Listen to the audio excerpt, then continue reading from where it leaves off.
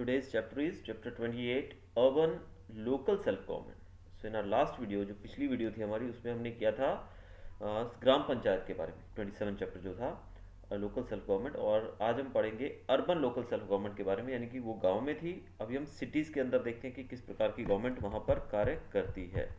तो आप लोग भी शहर में रहते हैं, तो यहाँ पर जो road facilities, electricity, drainage system, street lights, everything, it is all provided by the local self government that are working in your city, that is whether it may be a municipality or municipal corporation. So let's start the chapter. Local self government in urban areas. Just like the Panchayati Raj system operates in the rural areas, there are local self governing bodies in the urban areas too. The 74th Amendment of the Indian Constitution mentions three types of urban local self governing bodies. They are, तो जिस प्रकार से ग्राम पंचायत जो थी वो पंचायती राज के अंतर्गत गांव में कार्य करती है, उसी प्रकार से शहरों के अंदर भी पंचायती राज के अंदर ही कार्य किया जाता है। और यहाँ पर तीन प्रकार की सरकारें होती है जिनको हम लोकल सेल्फ गवर्नमेंट कहते हैं या फिर लोकल सेल्फ गवर्निंग बॉडीज़। ये तीन तरह की होती हैं जो शहरों को संभालती हैं। उनमें एक होता है जिसको हम बोलते हैं म्यूनसिपल कॉरपोरेशन, जिसको हिंदी में नगर निगम कहा जाता है। दूसरा होता है म्यूनसिपल काउंसिल, जिसको नगर पालिका कहते हैं। और तीसरा होता है सिटी काउंसिल, जिसको नगर पंचायत कहा जाता है। तो आज हम पढ़ेंगे पहले म्यूनसिपल कॉरपोरेशन के बारे में, यानी कि नगर निगम के बारे में। The municipal corporation is formed in the cities which have a population of more than 1 million, यानी कि ऐसे शहर जहाँ पर पॉपुलेशन काफ़ी ज़्यादा होती है, that is more than 1 million. तो उन शहरों के अंदर म्यूनसिपल कॉरपोरेशन काम करती है। The largest municipal corporations are found in the metropolitan cities of Delhi, Mumbai, Kolkata and Chennai. तो जो मेट्रो सिटीज़ होते हैं दिल्ली, मुंबई, चेन्नई, कोलकाता, इन सिटीज़ के अंदर सबसे बड़ी जो है म्यूनसिपल कॉरपोरेशंस पाई जाती हैं, क्योंकि इन शहरों की पॉपुलेशन सबसे ज़्यादा होती है, क्योंकि वो मेट्रोज़ हैं, वहाँ पर हर तरह की सुविधाएं रहती हैं और मोस्ट ऑफ द पब्लिक जो है उन्हीं शहरों में बसी हुई है। The growing population of and urbanization in the cities pose a lot of challenges. अब पॉपुलेशन भी बढ़ती जा रही है और अर्बनाइजेशन भी होता जा रहा है। अर्बनाइजेशन का मतलब यहाँ पर शहर बनते जा रहे हैं, शहर बढ़ते जा रहे हैं, तो इससे बहुत सारे चैलेंजेस भी फेस करने पड़ते हैं। The municipal corporation looks after the development of towns and cities. It aims to provide essential community services such as health, housing, water and electricity. तो ये समस्याओं की अगर बात करें तो ये समस्याएं कौन कौन सी हैं?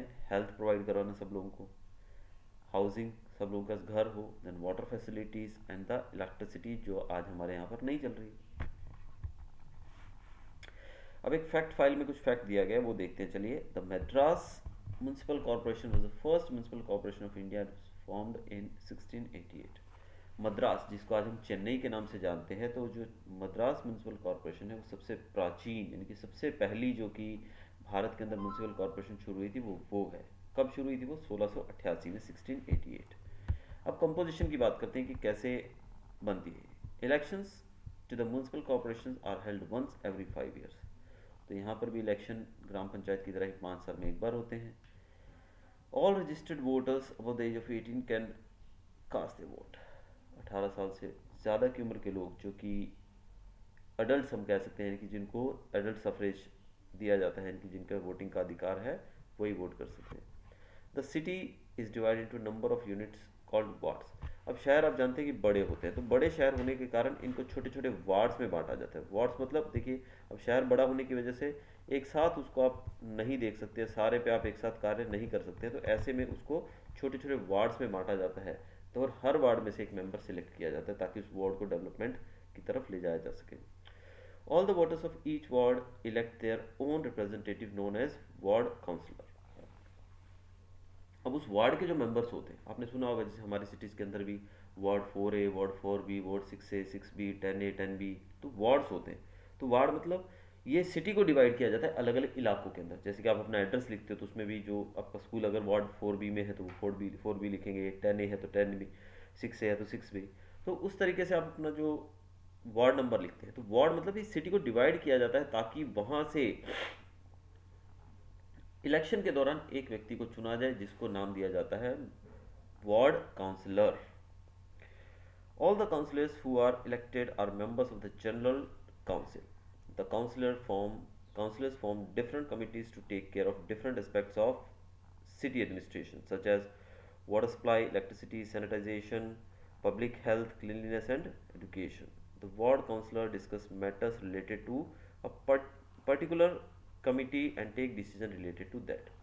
अब ये जो काउंसलर्स होते हैं ये सब मिलकर बनाते हैं इस पूरी टीम को, यानी कि जो म्यूनसिपल कॉरपोरेशन है पूरी बनती है इन सब के जुड़ने से, क्योंकि हर एक जगह पर एक वार्ड होता है, तो हर एक वार्ड जो है उसमें एक मेंबर चुना जाता है।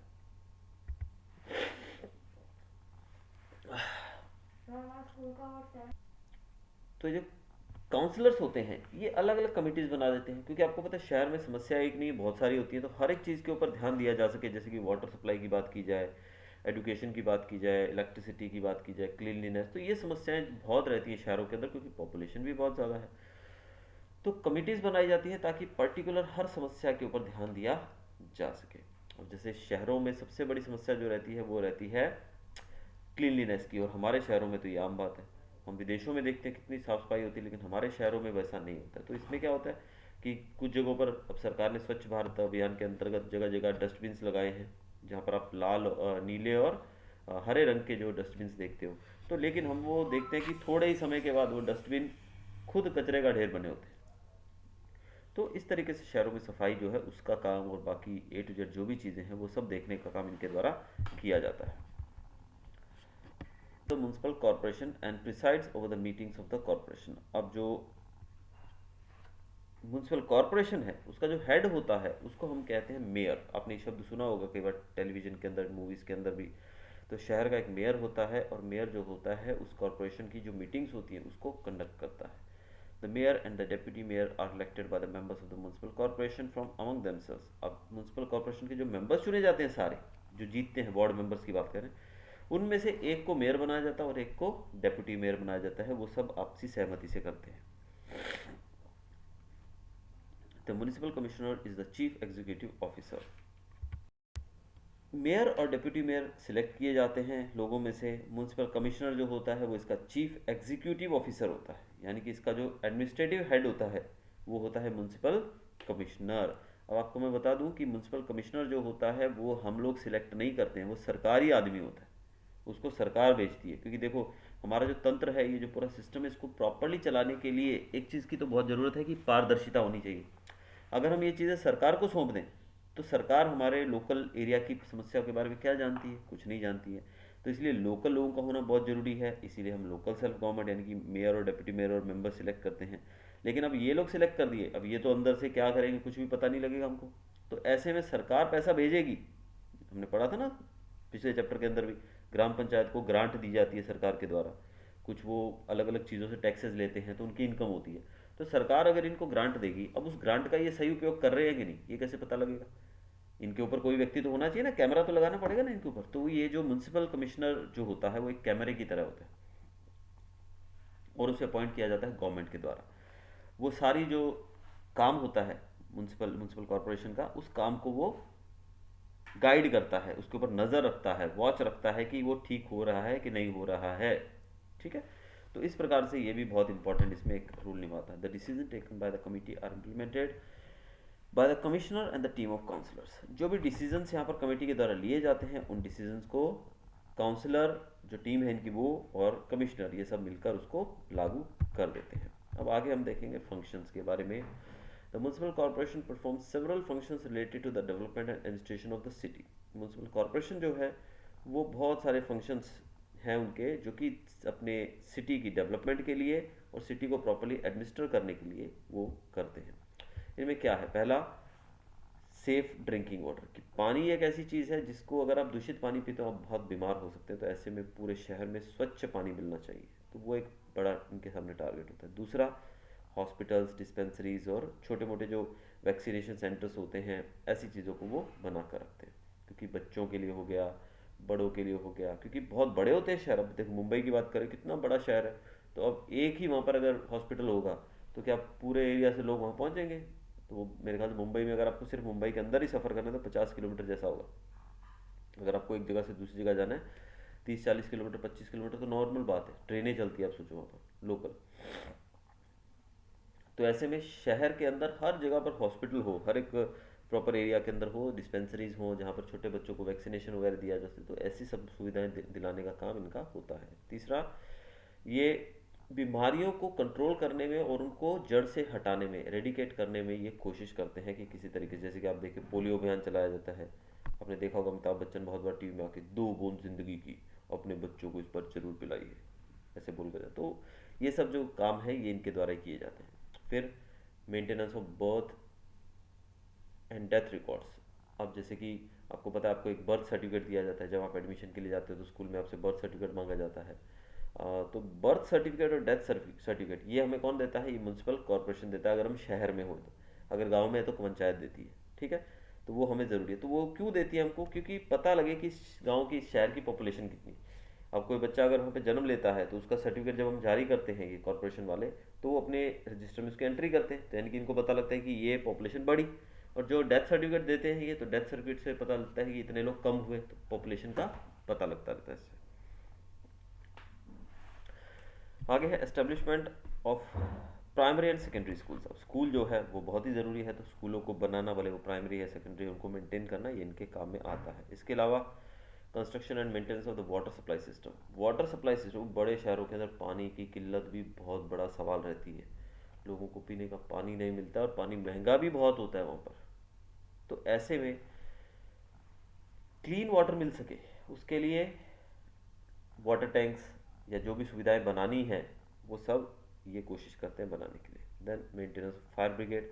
बड़े शहर हैं, कभी भी रोज़ कहीं ना कहीं आगजनी की घटना होती रहती है। आज इस दुकान में आग लगी, आज फैक्ट्री में आग लगी, आज गोदाम में आग लगी, एट्सेट्रा एट्सेट्रा, तो वहाँ पर फायर ब्रिगेड का होना बहुत ज़रूरी है। देन सैनिटेशन फैसिलिटीज़, यानी कि साफ़ सफाई चारों तरफ हो, इसका भी वो ध्यान रखते हैं। Street lights. फिर गार्बेज जो हम लोग फेंकते हैं, अब देखो शहरों में क्या जगह ही नहीं होती है। अब गांव में तो क्या होता है, हम कहीं भी एक जगह पर फेंक देते हैं कचरा, घर के सामने भी पड़ा रहता है कूड़ा, उस गोबर के अंदर मिला के उसको खेतों में भी डाल देते हैं लोग। लेकिन शहरों में क्या करें? अगर आपका घर साफ है और सामने वाला घर के बाहर कचरा फेंकेंगे, मच्छर मक्खियाँ आएंगे, बीमार हो जाओगे। तो ऐसे में ये लोग कोशिश करते हैं कि गार्बेज डिस्पोजल के लिए गाड़ियाँ आती है, जैसे हमारे यहाँ भी आती है गाड़ी सुबह सुबह, तो वो गाड़ी में कचरा लोग डाल देते हैं अपने अपने घरों से, और गाड़ी जो है वो कचरे को बाहर जाकर शहर से डिस्पोज कर देती है। इसके अलावा construction and repair of roads का रिपेयर करना, कंस्ट्रक्ट करना, ये भी इनका काम है। पब्लिक बिल्डिंग्स को, ब्रिजेस को, मार्केट्स, ये सब चीज़ें बनाना, ये सब इन्हीं के काम में आता है। और दूसरा है क्रीमेटोरिया, ग्रेवयार्ड्स एट्सेट्रा। क्रीमेटोरिया मतलब होता है जहाँ पर लोगों को दफनाया जाता है, इनके मरने के बाद, जिनकी एक तरह से हम शमशान घाटी कह सकते हैं, कब्रिस्तान वगैरह। ये सब चीज़ें, इसके साथ साथ ट्रांसपोर्ट फैसिलिटीज़ की, गांव शहर के अंदर सब आने जाने के लिए सब चीज़ें प्रॉपर्ली अवेलेबल हों, भले वो रेलवे है या फिर छोटा शहर है तो पब्लिक ट्रांसपोर्ट बसेस वगैरह सब होनी चाहिए। इसके अलावा गार्डन, पार्क्स, लाइब्रेरीज और म्यूजियम्स, ये सब चीज़ें होनी चाहिए शहर के अंदर, क्योंकि आप शहर के वासी हो, खेलने के लिए लोगों का जगह नहीं होती। गाँव में तो बहुत बड़ा होता है खेत, लेकिन अभी शहरों के अंदर लोग कहाँ खेलेंगे? तो garden, play ground, parks, libraries, museums, ये सब चीज़ें मुहैया करवाना इनका काम होता है। आओ ठाकुर आओ। तो next is sources of income. We pay the government for the services that are provided to us in the form of taxes. अब ऑब्वियसली जो हम पैसा पे करते हैं टैक्सेस के फॉर्म में, तो वो टैक्स के फॉर्म में जो पैसा पे किया होता है वो हमें सर्विस के तौर पे वापस मिल जाता है। This is the main source of income for the municipal corporation, यानी कि टैक्सेस जो हैं वो इनकी इनकम का मेन सोर्स है। टैक्सेस कौन कौन से होते हैं? हाउस टैक्स, लैंड टैक्स यानी कि प्रॉपर्टी के ऊपर टैक्स होता है वो, फिर वाटर टैक्स भी लेते हैं वो लोग हमसे, फिर मार्केट, सिनेमा हॉल, इन सब चीज़ों पर भी टैक्स लगता है जिसको हम एंटरटेनमेंट टैक्स कहते हैं। फिर व्हीकल टैक्स भी होता है, फिर टोल टैक्स होता है जो कि ब्रिज और रोड को यूज़ करने के लिए हम लोग देते हैं। फिर प्रोफेशनल टैक्स और बिजनेस टैक्स भी होता है, जो जॉब करने वाले लोग हैं वो प्रोफेशनल टैक्स देते हैं, जो बिजनेसमैन है वो बिजनेस टैक्स भरते हैं। एजुकेशन टैक्स भी भरते हैं हम लोग। फिर taxes on goods and animals brought into are taken out of the city, जो हम चीज़ें हमारे शहर में लाते हैं या वापस भेजते हैं। आपने देखा ना जीएसटी वगैरह आजकल लागू होता है, तो वो सब चीज़ें एक तरह का टैक्स ही है। इसके अलावा rent for from municipal buildings, तो म्यूनसिपलिटी की कुछ बिल्डिंग्स होती हैं जो कि उन्होंने खुद ने बनाई होती है, तो वहाँ से भी टैक्स लोगों को मिलता है। फिर फ़ी for registration of birth and death certificate, birth certificate बनाते हैं तो उसके लिए भी आपको रजिस्ट्रेशन फ़ी देनी पड़ती है। इसके अलावा ग्रांट्स जो है स्टेट गवर्नमेंट से इनको मिलती हैं, वो इनकी एक इनकम का मेजर सोर्स माना जाता है। जैसे मैंने बताया कि जो ग्रांट्स वो चीज़ें होती है जो सरकार जो है इनको बड़े बड़े प्रोजेक्ट्स शुरू करने के लिए, पूरे करने के लिए देती है। सपोज जैसे शहर के अंदर रोड बनानी है, कोई ब्रिज बनाना है, ओवर ब्रिज बनाना है, तो उसके लिए सरकार जो है इनको बहुत सारा पैसा देती है, यानी कि सपोज उसमें 1,000 करोड़ लगने वाला है या 500 करोड़ लगने वाला है, तो उसमें जैसे 250 करोड़ या 300 करोड़ वो देंगे, बाकी अपनी जेब से डालेंगे, मतलब जो टैक्सेस वगैरह से मिलता है। तो इस तरीके से प्रोजेक्ट्स शुरू किए जाते हैं। Next is expressing grievances.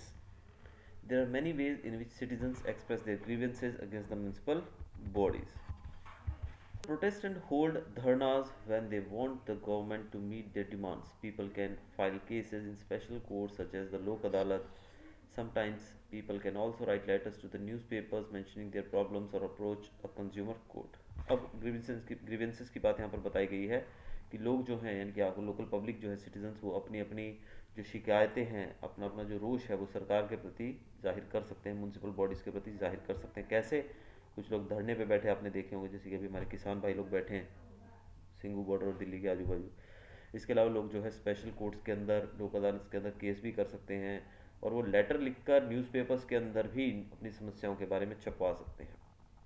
Nowadays people can use their right to information and get information on any issue. आजकल लोग जो हैं वो RTI यानी कि राइट टू इन्फॉर्मेशन के अंतर्गत काफ़ी सारी जो जानकारी है अपनी वो ले सकते हैं सरकार के कामों के ऊपर। जी मैम, तो इट्स ओके। तो RTI के अंतर्गत लोग जो है अपनी इन्फॉर्मेशन भी मांग सकते हैं सरकार से, उनके द्वारा जो काम किए जा रहे हैं वो काम कहाँ तक पहुँचे, कि वो ठीक ढंग से हो रहे हैं कि नहीं, वो सब चीज़ों के बारे में हम आम पब्लिक भी आजकल जानकारी ले सकती है। That comes under the right to information. They can also sign a petition and send it to the municipal councillor. We as citizens must keep a watch on the activities of our local self-governing bodies and also cooperate with them and ensure that they perform their duties well. अब लोग जो है petition भी file कर सकते हैं municipal counsellor को, जो काउंसलर होता है इनका ना, म्यूनसिपल काउंसलर जो हेड होता है, उसको भी लेटर लिख के, एप्लीकेशन लिख कर दे सकते हैं उनके काम के बारे में जानकारी लेने के लिए, अपनी समस्याओं के बारे में उनको जानकारी देने के लिए वो लिख सकते हैं। इसके साथ साथ एज अ रिस्पॉन्सिबल सिटीज़न हमारी भी ड्यूटी है कि हम सरकार के काम पे नज़र रखें कि वो काम कैसा कर रहे हैं। नज़र रखने के साथ साथ ये हमारी ये भी ड्यूटी है कि हम लोग उनको कॉपरेट भी करें, अगर कोई काम में हमको उनको कॉपरेट करना पड़ रहा है तो वो भी हम कॉपरेट करें। तो हमारा अगला टॉपिक है जो कि शायद लास्ट टॉपिक है जी, लास्ट टॉपिक है स्वच्छ भारत मिशन। द स्वच्छ Bharat mission was launched throughout the country on 2nd October 2014.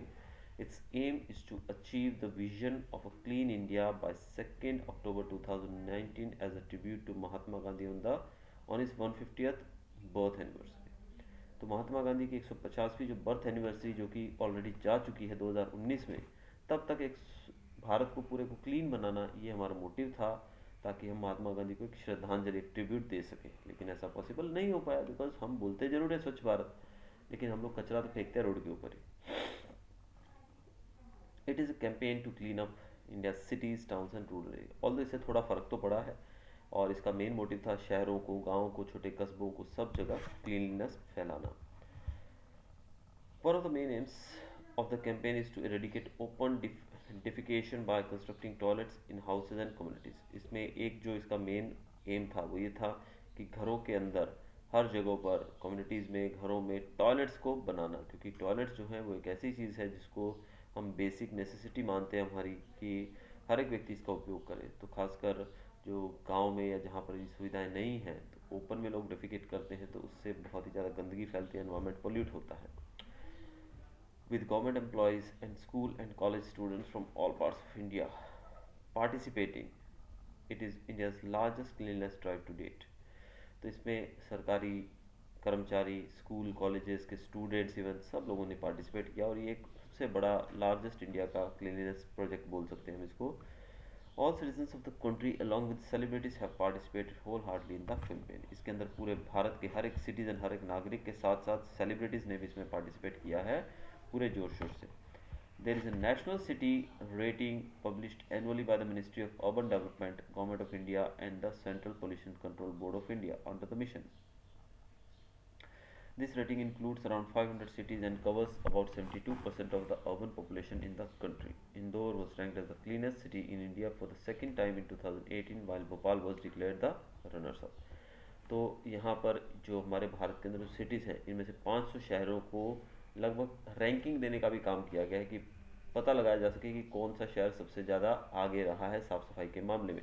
इससे उस शहर का मनोबल बढ़ता है, उस शहर के लोगों का मनोबल बढ़ता है। तो इसी उद्देश्य से हमारी जो सरकार है उनकी वेरियस बॉडीज़ ने 500 शहरों के ऊपर जो पूरा जो नज़र रख के उनमें से रिपोर्ट तैयार की, जिसमें पाया गया कि 2018 में दूसरी बार सबसे स्वच्छ शहर होने का जो गौरव प्राप्त हुआ था वो इंदौर को हुआ था दूसरी बार 2018 में।